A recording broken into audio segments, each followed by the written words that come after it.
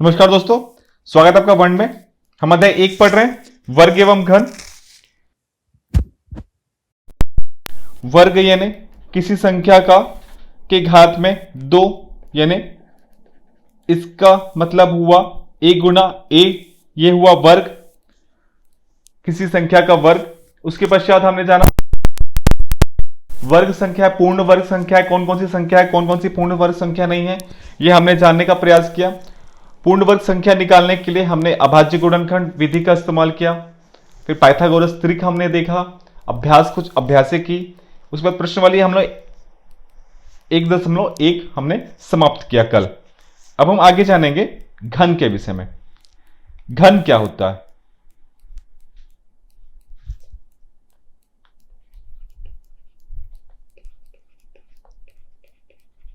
घन संख्या जिस प्रकार से आपने देखा वर्ग में a की घात 3 है।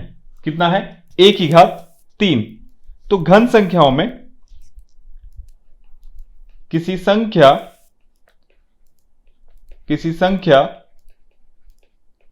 का घन यानी उस संख्या के घात में 3, अर्थात उस संख्या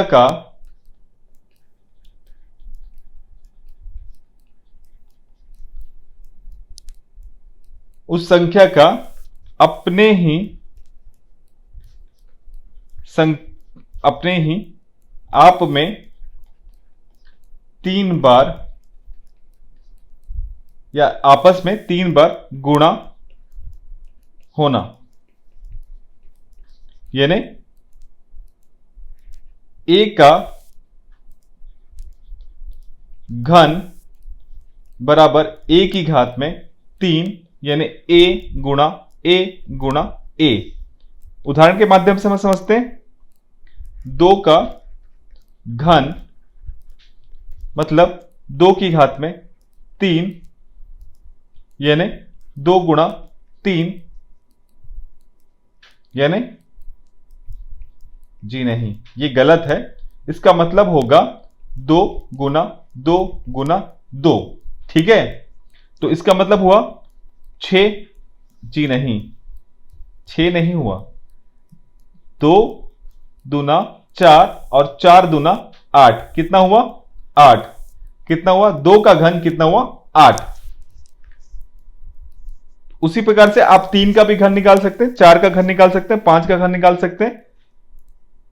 1 का घन, 1 का घन का मतलब 1 की घात 3, यानी 1 गुणा 1 यानी 1। आप 2 का घन निकाल चुके हैं। 3 का घन, 3 का घन यानी 3 की घात में 3, यानी 3 गुणा 3। तो ये वो 3 तिया 9 और 9 तिया 27। उसी प्रकार से आप 4 का घन भी निकाल सकते हैं। 4 की घात में 3। घन मतलब सबकी घात में 3। घन का मतलब सबकी घात में 3। तो 4 का घन कितना हुआ? 4 गुणा 4, यानी 4 चौक 16, 16 चौक 64। आप गुणा करिए, 4 छक्के 24, हंसी लाई 2, 4 एकम 4 और 2 6। तो कितना हुआ? 64। यहां तक आपको समझ में आया? उसी प्रकार से आप आगे भी निकाल सकते हैं। 5 का हम देखते हैं।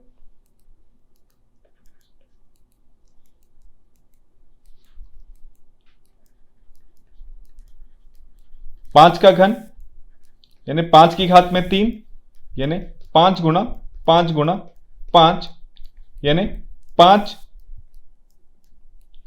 पच्चे 25 गुना 5, यानी 125। 5 25, हंसी लाई 2, 5 दूना 10 और 2 12, 125। यहां तक आशा करता हूं आपको समझ में आ गया कि घन का मतलब क्या होता है। और आगे बढ़ते हैं। अब क्या जानना होता है हमें? कोई संख्या या पूर्ण संख्या पूर्ण घन है अथवा नहीं। तो यहां हम क्या करेंगे, यहां भी हम संख्या का अभाज्य गुणनखंड निकालेंगे। क्या निकालेंगे? अभाज्य गुणनखंड। जैसे हमने वर्ग में निकाला था गुणनखंड, तब हम यह देखेंगे कि उस संख्या या अभाज्य गुणनखंड का त्रिक क्या बन रहा है? त्रिक। वर्ग में क्या बनता था? जोड़ा। वर्ग में क्या बनता था? जोड़ा। और यहां क्या बनाना है आपको? त्रिक। मैं आपको इसको अलग कलर में लिखता हूं ताकि आपको याद रहे। उस संख्या का त्रिक, उस संख्या का त्रिक, त्रिक बन रहा है या नहीं। त्रिक बना, त्रिक बना तो पूर्ण घन, और नहीं बना, त्रिक नहीं बना तो पूर्ण घन नहीं है।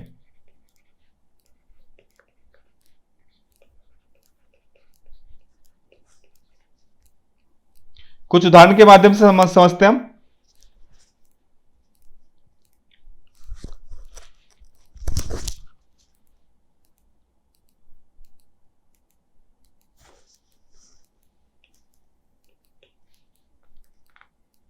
आठ पूर्ण घन है अथवा नहीं।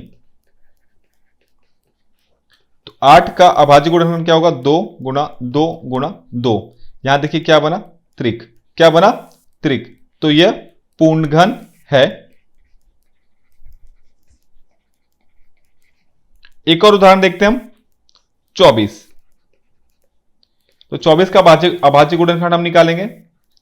24 का 2 से 12, फिर 2 से 6, फिर 2 से 3, फिर 3 से 1।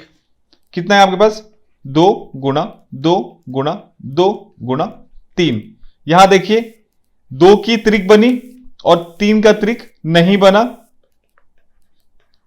3 का त्रिक, त्रिक यानी 3, 3 वहां हम क्या करते थे? जोड़ा, यानी 2। यहां हमको क्या करना है? त्रिक यानी 3। कितना करना है? 3। तो 3 का त्रिक नहीं बना, इसलिए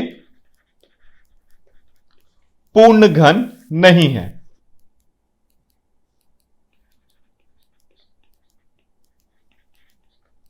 पूर्ण घन नहीं है। अब हम इसको और एक अच्छे अच्छे उदाहरणों से के द्वारा समझेंगे हम।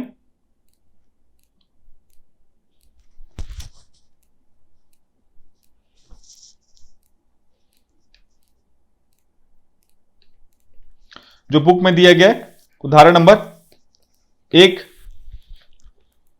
216 पूर्ण घन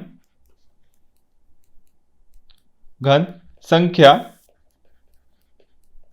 है अथवा नहीं। तो हम हल करेंगे। आपको लिखना है पहले 216। 216 आपने लिखा, उसके बाद आपको क्या करना है? अभाज्य गुणनखंड। क्या करना है आपको? अभाज्य गुणनखंड। क्या करना है आपको? अभाज्य गुणनखंड। तो 216 है, पहले आप 2 से दिए, 2 एकम 2 शून्य, 2 अट्ठे 8, 2 अट्ठे 16, 2 5 4, फिर आपने 2 से दिया, ये आया आपको 27 दूना 54, फिर 2 से नहीं जाएगा, आप 3 से देंगे, 3 तिया 9 तिया 27, फिर 3 से 3 तिया 9, फिर 3 से 3 एकम 3। यहां आपके पास क्या क्या संख्या आई? 2 गुणा 2 गुणा 2 गुणा 3 गुणा 3 गुणा 3। यहां आप देखिए, यहां आपका एक त्रिक बना, यहां आपका एक त्रिक बना, त्रिक आपको बन गया। ये त्रिक, ये त्रिक, त्रिक यानी 3 अंक, त्रिक यानी 3 अंक, 3 समान अंक। क्या? 3 समान अंक, ये याद रखिएगा। 3 अंक से नहीं, आप वो मत कर दीजिएगा 2 गुणा 3 गुणा 5 है तो आप वो त्रिक नहीं है। 2 का त्रिक, 3 का त्रिक, ये होता है त्रिक। तो आपको क्या लिखना है?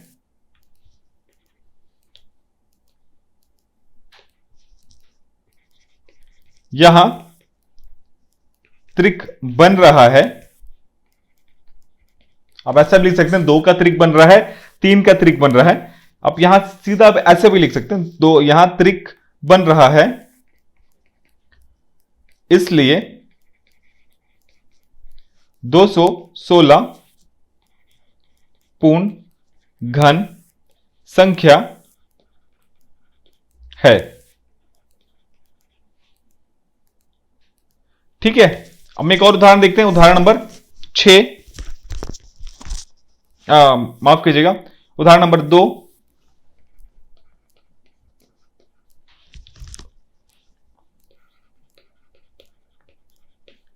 बताइए कि संख्या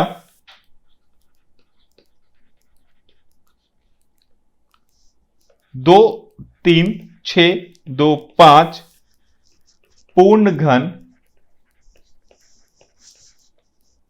है अथवा नहीं।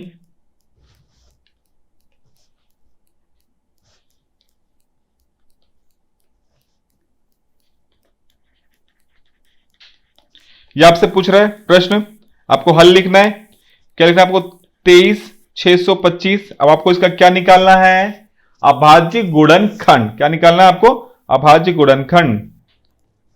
23,625, 3 2 5, 6 5 11, 2 13 और 5 18, ये 3 से जाएगा तो 7 तिया 21, 2 बचा, 7 8 24, 2 बचा 21 और 5 15, 8 7 15 और 12 27, ये भी जाएगा 3 से। 3 3 एकम, 3 दूना 6, 1 बचा, 3 छक्के 18, 6 3 18, 7 3 दूना 6 और 3 पंचे 15, फिर 3 से 6 2 8, तो 10 5 15 जाएगा, 3 8 24, 2 2 आया यहां पर, 3 7 21 और 3 पंचे 15, 8 7 15 और 5 20, 5 से 3 से नहीं जाएगा, 5 से जाएगा, क्योंकि अंत में कितना है? 5। तो जिसके भी अंत में 5 या 0 हो वह 5 से जाता है। तो 5 एकम 5, 3 5 सत्ते 35, 2 5 पंचे 25, फिर आप 5 से देंगे, फिर आएगा आपके पास 5 तिया 15,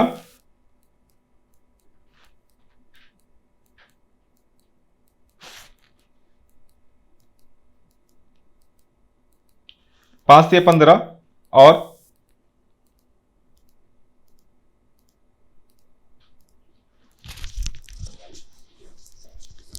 5 तिया 15, 2 बचा, 5 दूना 5 पंचे 25, फिर 5 से जाएगा, 5 सत्ते 35, 7 एकम 7। आपके पास संख्या क्या बनी? 3 गुणा 3 गुणा 3 गुणा 5 गुणा 5 गुणा 5 गुणा 7। अब आप यहां देखिए, ये 3 हो गया त्रिक, ये 5 का त्रिक बन गया, क्या बच गया आपके पास? 7। 7 का त्रिक आपके पास नहीं है। 7 आपको 2 बार कम पड़ गया। 7 कितने बार कम पड़ गया? 2 बार कम पड़ गया। तो आप यहां क्या लिखेंगे? यहां 7 का त्रिक नहीं बन रहा है,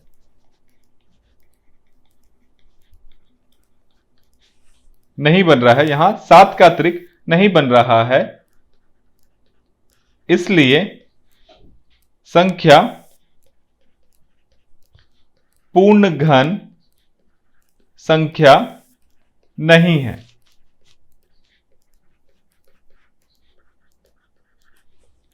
ठीक है, उदाहरण नंबर हम 3 देखते हैं।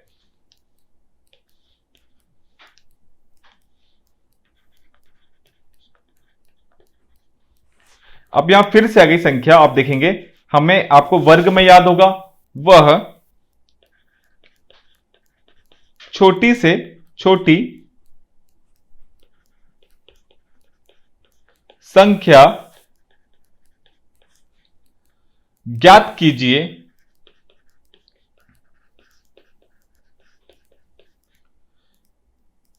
जिससे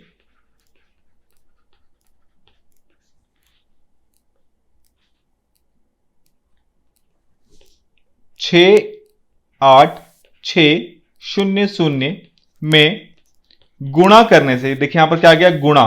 क्या गया? गुणा। आपको याद होगा जब हम वर्ग कर रहे थे तो वहां पर भी गुणा और भाग वाला चीज था। आपको गुणा करके ही बताना या भाग करके बताना है। तो गुणा करने पर गुणनफल पूर्ण घन, क्या? पूर्ण घन, पूर्ण घन बन जाए।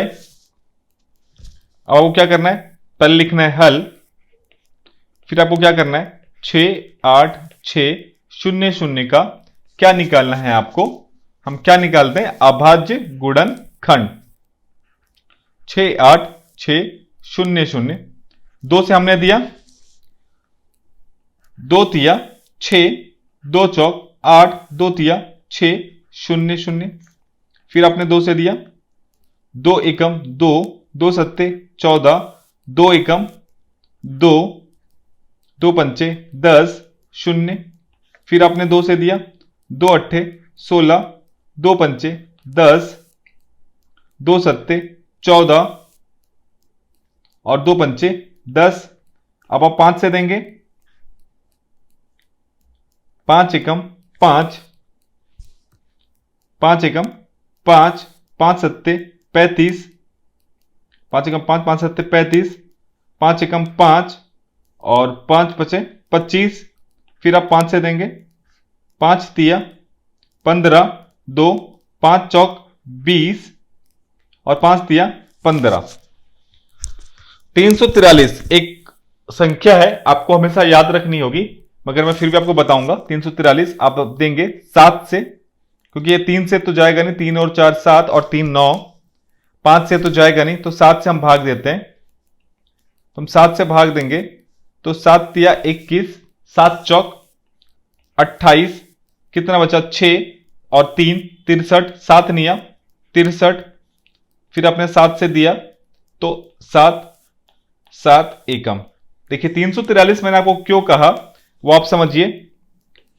343 जो है 7 का घन है, 7 गुना 7 गुना 7 यानी 343, ये आपको याद रखना है। तो आपके पास संख्या कौन कौन सी आई? 2 गुना 2 गुना 2 गुना 5 गुना 5 गुना 7 गुना 7 गुना 7। अब आप यहां देखिए, ये 2 का त्रिक बना, ये 7 का त्रिक बना, किंतु यहां 5 का त्रिक नहीं बना।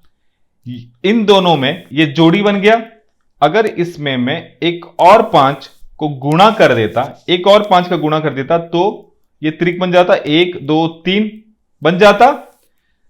त्रिक यानी 3 3 एक समान, 3 एक समान। यहां 2 का बना, यहां 7 का बन गया त्रिक। 1 1 2 2 2 3 2, यहां 1 7 2 7 3 7। 5 में क्या हुआ? 1 5 2 5 3 5 नहीं हुए, तो उसमें अगर हम इस 5 का गुणा कर देंगे तो वह संख्या पूर्ण घन बन जाएगी। तो आपको क्या लिखना है,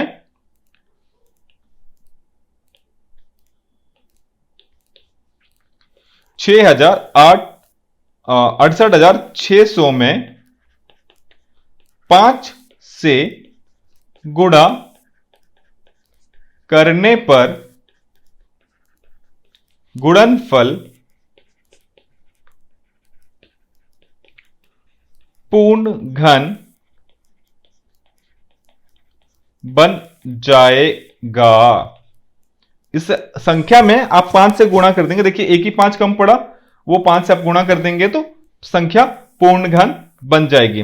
अब हम उदाहरण नंबर 4 देखते हैं। वह छोटी से छोटी संख्या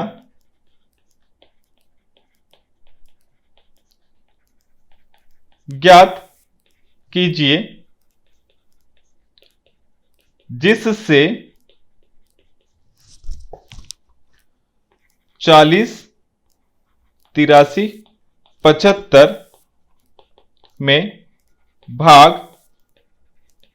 करने पर भागफल पूर्ण घन बन जाए। हम हल करेंगे। पहले आपको क्या लिखना है, संख्या 4, 8, 3, 7, 5, उसका आपको क्या करना है, अभाज्य गुणनखंड। क्या करना है आपको, अभाज्य गुणनखंड। देखिए जिस भी संख्या के अंत में 0 या 5 हो, तो 0 हो तो आप पहले 2 से दे सकते हैं, किंतु अंत में अगर 5 है, संख्या में 5 है, तो आपको बिल्कुल अंत में अगर 5 है संख्या के, तो आपको 5 से भाग देना चाहिए। 8 पंचे 40, 8 एकम 5 एकम 5, 3, 5 छक्के 30, 3, 5 सत्ते 35 और 5 पंचे 25। फिर आप 5 से देंगे, 5 एकम 5, 3 बचा, 5 छक्के 30, 1 5 दिया 15, 1 बचा, 5 दिया 15 और 5 25। फिर 5 है, फिर आप 5 से दीजिए। यहां पर आया आपके पास 5 दिया 15, 1 आया, 5 दिया 15, 1 आया, 5 दूना 10, 3 आया, 5 छक्के 30 और 5 सत्ते 35। अब यहां पर 7 आ गया, अब ये 5 से नहीं जाएगा, तो अब जोड़ते हैं हम, 3 और 2 5 और 5 और 6 11 और 7 18, तो यह 3 से जाएगा। 3 एकम 3, 0, 26, 3 अट्ठे 24, 2 3 निया 27, फिर 3 से जाएगा, 3 तिया 9, 1 3 छक्के 18 और 3, फिर 3 से जाएगा, 3 एकम 3, 3 दूना 3 एकम 121 किससे जाता है, 11 से, 11 के पहाड़ा में आता है, यह आपने वर्ग में देखा होगा। अब आपके पास संख्या क्या आई, 5 गुणा 5 गुणा 5 गुणा 3 गुणा 3 गुणा 3 गुणा 11 गुणा 11। अब आपके पास क्या, एक त्रिक बना, फिर एक त्रिक बना। अब यहां पर आप देखिएगा, मैं आपको ध्यान से देखिएगा, यहां आपके पास त्रिक नहीं बना, 11 का त्रिक नहीं बना। 11 का आपको क्या बना, जोड़ी, क्या बना, 11 का जोड़ा बना। किंतु यहां पर क्या पूछा, भागफल, भागफल यानी भाग। तो आपको ये दोनों की दोनों संख्या को काटनी पड़ेगी, ये दोनों की दोनों संख्या को आपको हटानी पड़ेगी, क्योंकि यहां भाग है। गुणा होता तो आप यहां पर एक और 11 कर देते तो गुणा हो जाता, किंतु यहां पर एक और 11 नहीं करना है, आपको दोनों का दोनों 11 आप हटाएंगे, दोनों 11 का 11 हटाएंगे, तब आपकी संख्या पूर्ण वर्ग, पूर्ण माफ कीजिएगा, पूर्ण घन होगी। तो आपको यहां पर क्या लिखना है, आपको लिखना है 40, 83, 75 में 11 गुणा 11 यानी 121 से भाग देने पर भागफल पूर्ण घन बन जाएगा। तो इसी के साथ हमारा उदाहरण समाप्त होता है। कल हम प्रश्नावली 1.2 देखेंगे, तब आपको इसके बारे में पूरा भाग के विषय में भागफल और गुणनफल जो हम निकालेंगे पूर्ण घन का, उससे आपको और भी अच्छे से समझ में आ जाएगा। आज का क्लास हम यहीं पर समाप्त करते हैं। आज के लिए धन्यवाद।